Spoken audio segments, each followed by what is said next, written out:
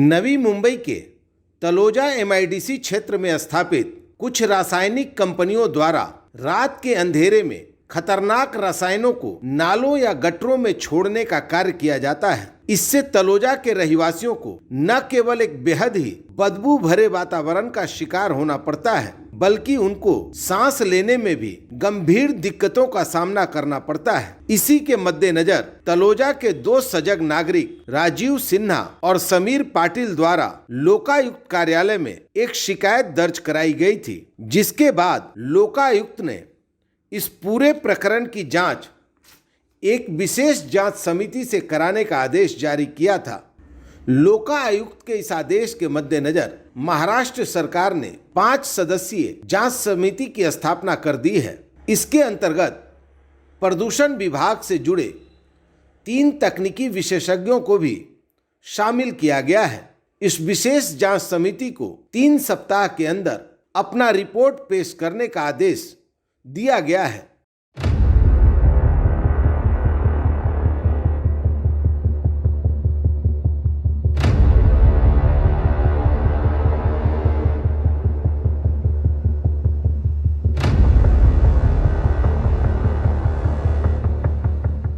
दुपारच्या 12 वाजता जर ही परिस्थिती रात्री जर इन्क्रीज करतात हे लोक रात्री तर एवढा स्मेल 12 बजना है, ये कौन सा फॉग है बताइए। ये सब पॉल्यूशन है जो राम की वाला छोड़ता है। जब भी हम लोग पॉल्यूशन के बारे में बोलते हैं या स्मोक के बारे में बोलते हैं तो एमपीसीबी वाला बोलता है कि ठंडी की वजह से।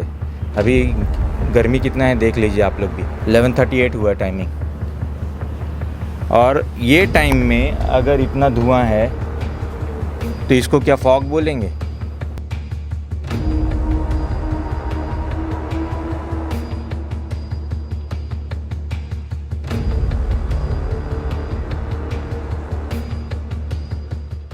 तळोजा MIDCमधील काही हानिकारक वायू प्रदूषण आणि जल प्रदूषणच्या विरोधात काही कंपन्यांच्या विरोधात आम्ही समस्त तळोजाचे शहरवासी आणि आसपासचे ग्रामस्थ हे कित्येक महिन्यापासून काम करत आहोत।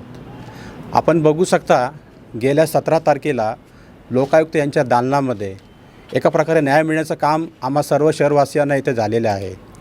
माननीय न्यायाधीशांनी 17 तारखेच्या दिवशी एक कमिटी गठीत करून सर्वांना आदेश दिले आहेत। याच्यामध्ये प्रामुख्याने रामके company, Larsen India private limited, global marine तसेच तलोजा मॅन्युफॅक्चरिंग असोसिएशन यांना नोटिसा जाहीर करून त्यांना 31 मार्च रोजी हाजीर होण्याचे आदेश दिलेले आहेत। आता दुपारचे 12 वाजले, तुम्ही हा आसपासचा परिसर बघू शकता कशा प्रकारे फॉग आणि कशा प्रकारे हे वायू प्रदूषण पसरलेले आहे।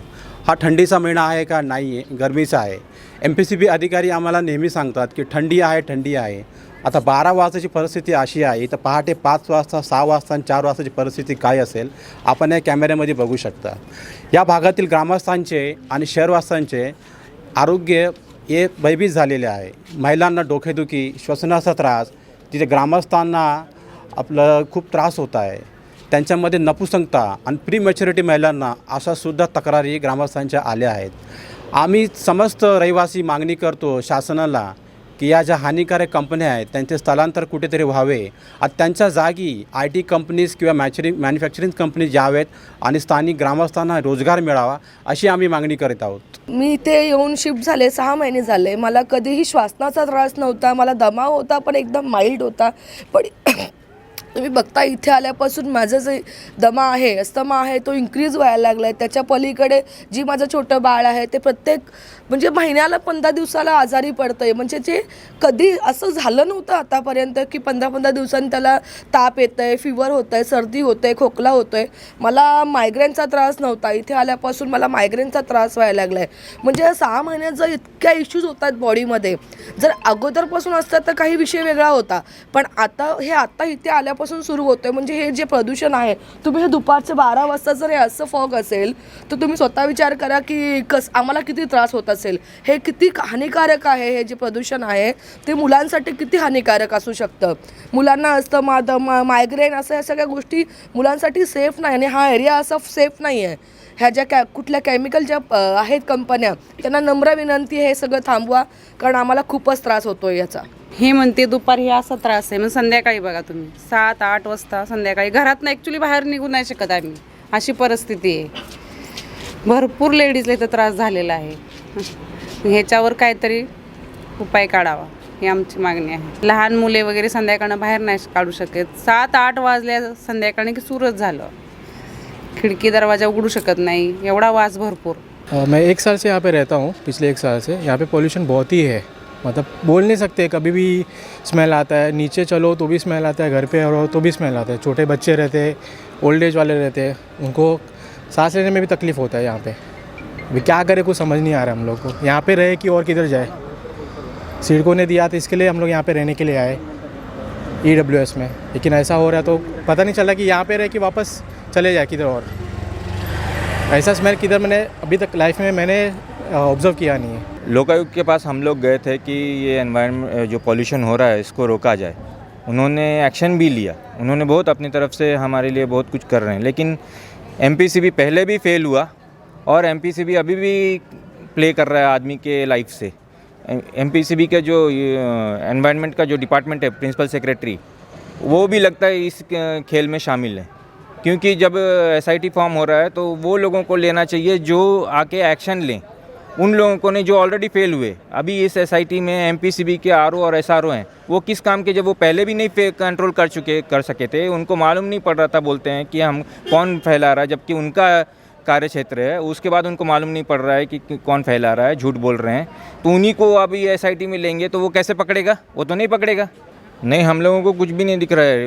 उल्टा और डेयरिंग के साथ CTP वाला या रामकी वाला स्मेल छोड़े जा रहा है. और भी बीच में कोई कंपनी होगा वो भी इसी में मिक्सचर करके छोड़ दे रहा है. MPCB कुछ नहीं कर रहा है ना. ये उनको डर है कि SIT कुछ कर लेगा. उनको बहुत डेयरिंग है कि ऐसा होते रहता है और ये चलते रहेगा, ऐसा हमको कुछ फ़र्क नहीं पड़ता है. एक कंपनी वाले का भी फ़ोन आया था, वो बोलता है आप लोग कुछ भी करो, हमारा ऐसे चलते रहेगा. वो लोग आते हैं जाते हैं. एक्चुअली तो सबसे बड़ा बात मैं ये पहले से ही बोल रहा हूँ और लोकायुक्त को भी मैंने यही बात बोला है, क्योंकि MIDC इसी चीज़ को पकड़ के चला हुआ है कि ये लोग बफर जोन नहीं मेंटेन कर रहे हैं. लेकिन यहाँ पे जो गांव है, 5 गांव, जिसके नाम से ये तलोजा 5 नंद पड़ा है, 5 मीन्स 5 गांव. ये 5 गांव पहले अंग्रेज़ के टाइम से है और MIDC आया है बाद में. तो MIDC ने क्यों केमिकल जोन को इधर रखा? वो क्यों नहीं वो 10 किलोमीटर का बफर जोन मेंटेन किया है गाँव से? अब सिडको ने तो गांव के बाजू में घर बांधा जहाँ ऑलरेडी पहले रेसिडेंट लोग थे. MIDC ने क्यों अलाउ किया केमिकल जोन इधर गांव के पास में? वो क्यों नहीं वहाँ से 10 किलोमीटर आगे लेके गया? क्यों इधर नज़दीक में रेड जोन बनाया?